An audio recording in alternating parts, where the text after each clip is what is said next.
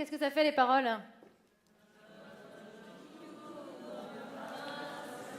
Un jour mon prince viendra, oui. Parfois c'est bien le problème. En plus cette chanson, on nous l'a chantée sur tous les tons, hein. Mon amour, je t'ai vu au beau milieu d'un rêve. Oui. Bah, parfois c'est peut-être bien qu'on en reste là, histoire d'éviter que l'histoire tourne au cauchemar.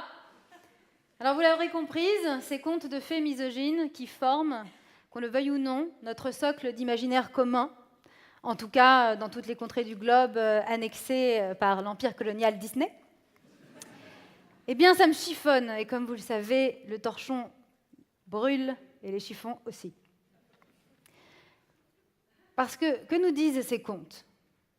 Ils nous racontent que lorsqu'on est une fille et qu'on est choisi par un prince, parce que c'est toujours comme ça que ça se passe, hein, eh bien ces contes qui nous bercent d'enfance et d'illusions nous racontent qu'alors tout est bien qui finit bien.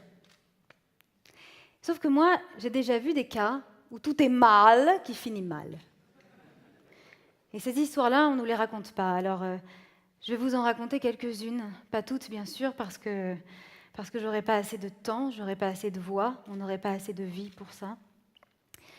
Mais quelques-unes. Et comme tous les vrais contes de fées, ces histoires commencent par, vous connaissez la phrase, « Elle était une fois ». Bien sûr. D'abord parce que c'est belle, voilà, j'ai ce que je veux, et ensuite parce que une fois qu'elle était. Donc c'est logique, hein. Promise, le jour où je vous raconterai une histoire de cirrhose, je dirai « Il était un fois ». Vous faites pas de bile.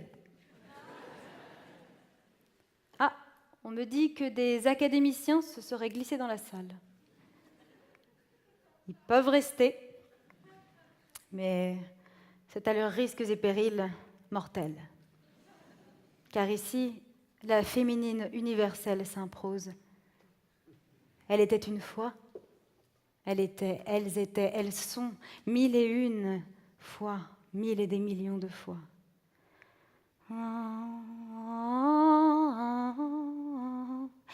Elle y a celle qui fredonne en cours sans y penser, fait danser quelques notes dans un murmure confidentiel de son crâne.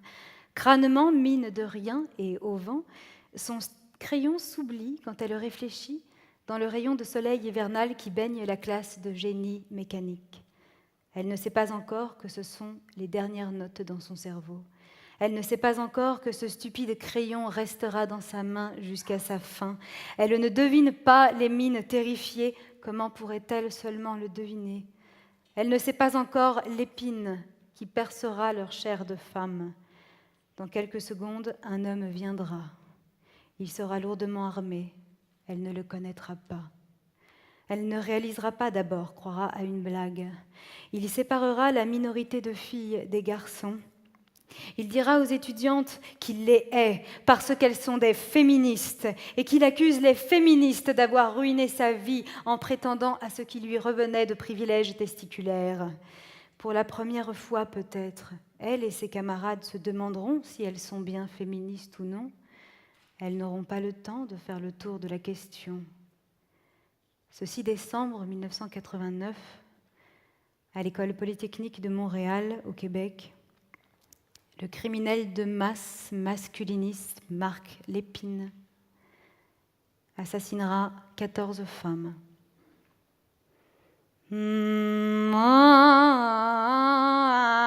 Il y a celles qu'ils traquèrent, puissantes, indépendantes, savantes, soignantes pour les femmes qui avortent et celles qui enfantent.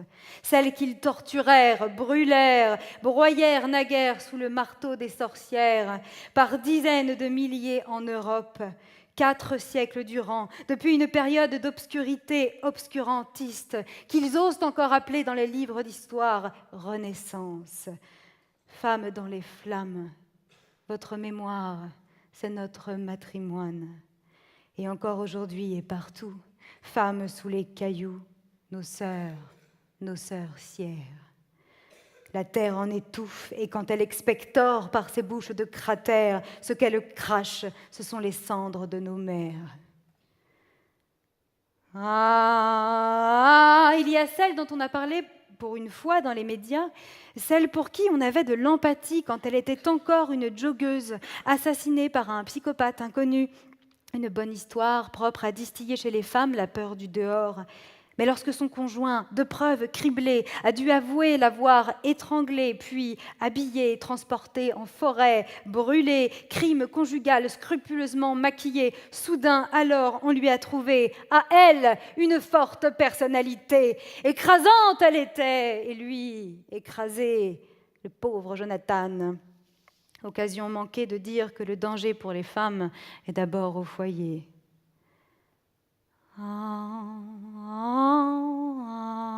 Elle y a celle dans la chambre qui pend au bout d'une corde et que découvre son enfant. Et toutes celles pour qui l'on dira suicide, on dira cancer, on dira overdose, on dira accident, on dira alcool, on dira problème psychiatrique, mais derrière la corde ou la seringue, derrière la métastase ou la névrose, ce sont bien les agresseurs qui tuent nos sœurs.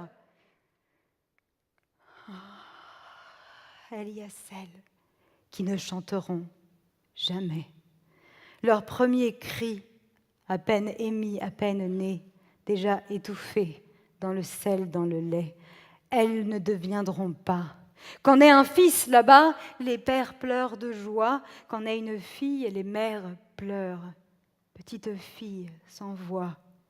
Depuis 3 générations, on estime que plus de 50 millions de filles et de femmes ont été exterminées en Inde seulement.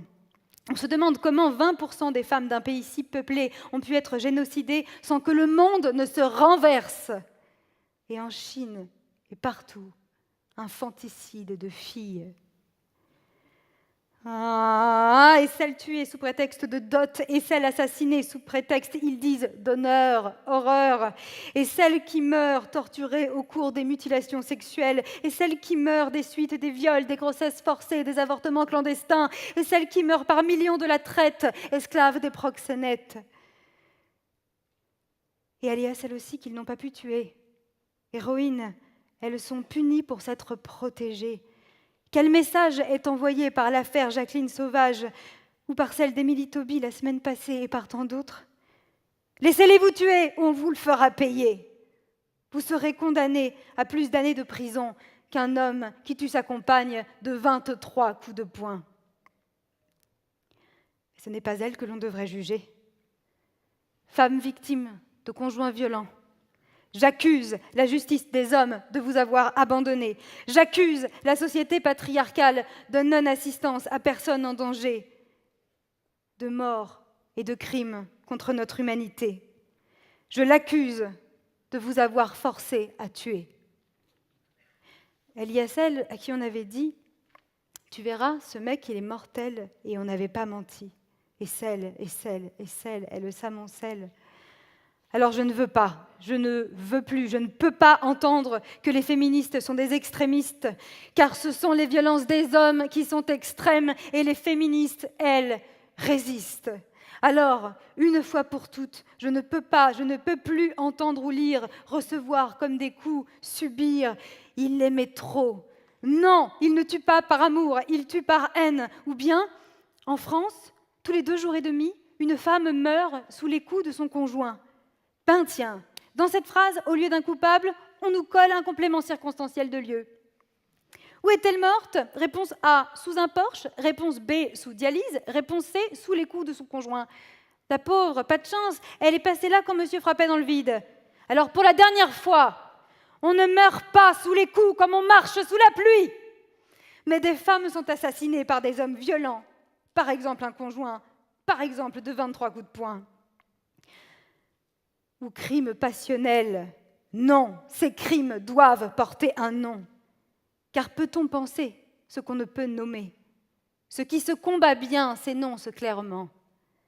Dans certains pays, en Amérique du Sud par exemple, il a sa place dans le code pénal ce mot « féminicide ». Ces crimes de femmes parce qu'elles sont des femmes, c'est l'histoire cachée, camouflée, déguisée en une multitude de faits divers, comme si, un à un, ces crimes ne faisaient pas système, Comme si, un à un, il n'était pas l'une des principales causes de mortalité des filles et des femmes au plan mondial. Comme si, un à un, ils ne formaient pas ensemble le génocide des femmes. Car génos signifie naissance, genre ou espèce. Un génocide est donc le meurtre d'un groupe pour ce qu'il est à la naissance. Et le peuple des femmes est dans ce cas. Alors, dans la guerre masculiniste menée contre nous, je demande des monuments aux mortes. Je demande la tour Eiffel en deuil et les drapeaux en berne chaque fois qu'une sœur nous est arrachée, chaque fois que des hommes sèment en nous cette terreur. Je demande des excuses officielles et des famages nationaux. Je revendique de justes verdicts et de justes mots. J'exige une volonté politique pour mettre fin à la quasi-impunité des coupables des crimes sexistes et sexuels. J'exige que les héroïnes victimes soient enfin protégées, crues, soignées. J'exige que nous puissions toutes vivre en paix. Non una di meno, pas une de moins. Levons-nous, femmes esclaves, et